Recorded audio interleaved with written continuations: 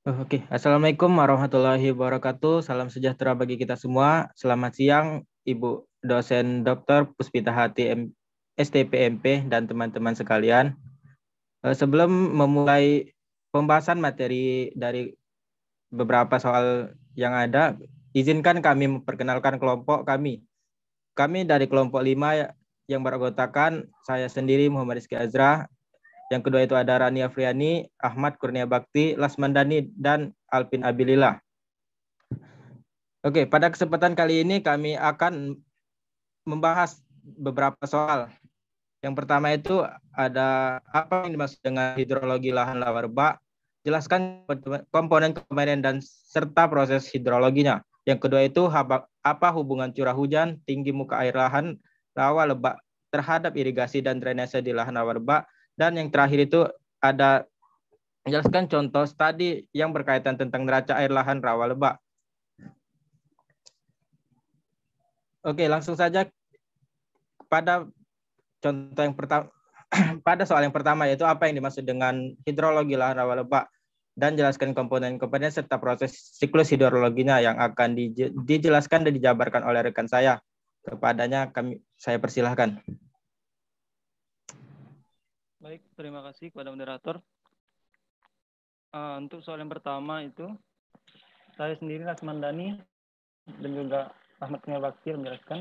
Untuk soal pertama itu apa yang dimaksud dengan hidrologi lahan rawa lebak. Jelaskan komponen-komponen serta proses siklus hidrologi. Nah, untuk lahan rawa lebak sendiri, yakni rawa yang terdapat di kiri dan kanan sungai, sungai besar dan anak-anaknya dengan topografi datar, tergenang air pada musim penghujan dan kering pada musim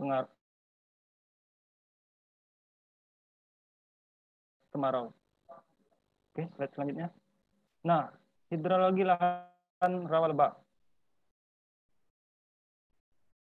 Hidrologi lahan rawa lebak adalah suatu daerah aliran sungai dalam satu aliran daratan yang memiliki kesatuan ekosistem dengan sungai dan anak-anak sungai, di mana komponennya berfungsi untuk menghubungkan, menyimpan, dan mengambil air dari sungai ataupun laut.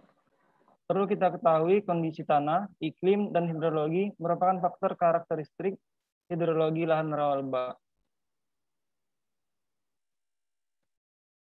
Oke, selanjutnya. Bakti. Oke, selanjutnya saya akan menjelaskan apa itu siklus air atau siklus hidrologi. Siklus hidrologi ini merupakan siklus air yang tidak pernah berhenti dari atmosfer ke bumi dan kembali ke atmosfer melalui proses kondensasi, presipitasi, evaporasi, dan transpirasi. Di mana prosesnya yaitu secara garis besar, proses siklus hidrologi adalah saat di mana seluruh air yang ada di permukaan bumi akan menguap. Seluruh air yang menguap ke atmosfer atau ke angkasa ini kemudian berubah menjadi awan di langit-langit. Dan setelahnya, air yang telah berubah menjadi awan tersebut akan berubah lagi dalam bentuk yang lain, yaitu bintik-bintik air. Kemudian bintik-bintik air ini akan turun ke bumi dan menjadi hujan. Atau juga dalam bentuk es yang dapat diketahui sebagai salju. Setelah hujan turun, air kemudian akan memasuki ke pori-pori atau celah pada bagian tanah dengan arah gerak horizontal maupun vertikal. Air tersebut kemudian akan kembali ke aliran permukaan yang akan terus mengalir hingga kembali ke sungai atau danau. Selanjutnya yaitu komponen-komponen lahan rawa lebak. Faktor utama pada lahan rawa lebak yaitu satu, ketinggian muka air, dan dua, lama genangan. Dan selanjutnya komponen penyusun dapat dibagi menjadi dua, yaitu satu, biotik yang terdiri dari gulma, gambut, eceng gondok, penguraian, dan lain-lain. Dan yang kedua, abiotik, terdiri dari suhu, air, garam, cahaya matahari, tanah batu, dan iklim.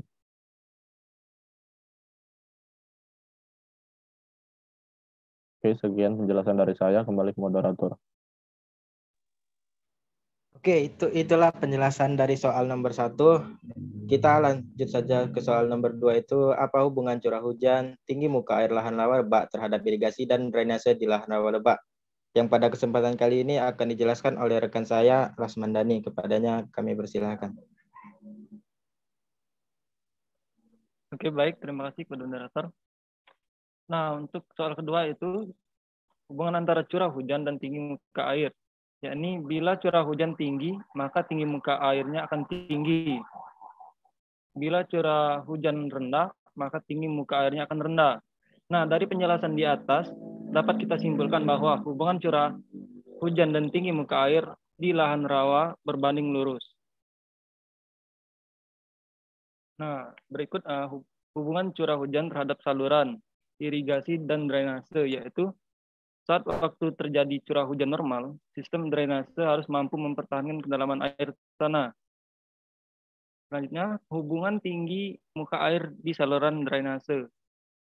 Yang tinggi yaitu muka air sangat berpengaruh seperti kebutuhan air tanaman, untuk pertumbuhan tanaman, dan untuk mengendalikan air agar tidak terjadi banjir.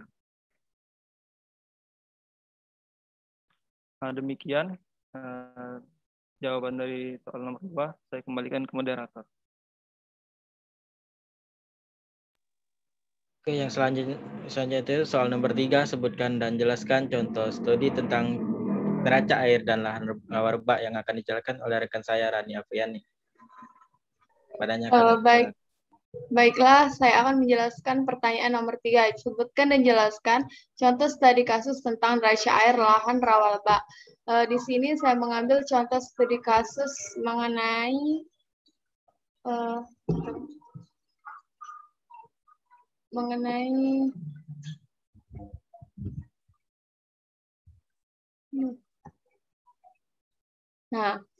mengenai kajian optimalisasi sistem irigasi rawa atau studi kasus daerah Rawa Semangga, Kabupaten Merauke, Provinsi Papua. Di sini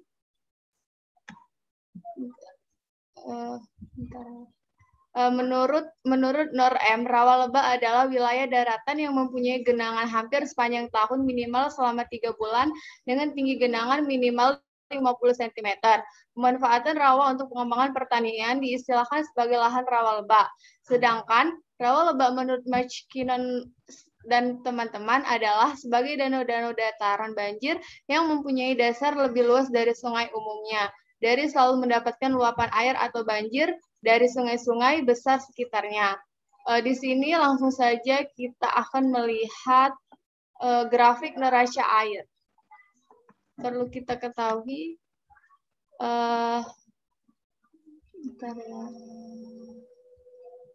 nah ini peta situasi daerah rawa di Semangga. Nah, perlu kita ketahui neraca air dilakukan hanya untuk mencari jadwal awal bercocok tanam paling efisien, yaitu dengan menggeser pola tanam untuk mencari defisit air terkecil dari serangkaian pola tanaman padi. Jadi di sini menggunakan tanaman padi. Nah, gambar ini merupakan gambar neraca air yang exciting.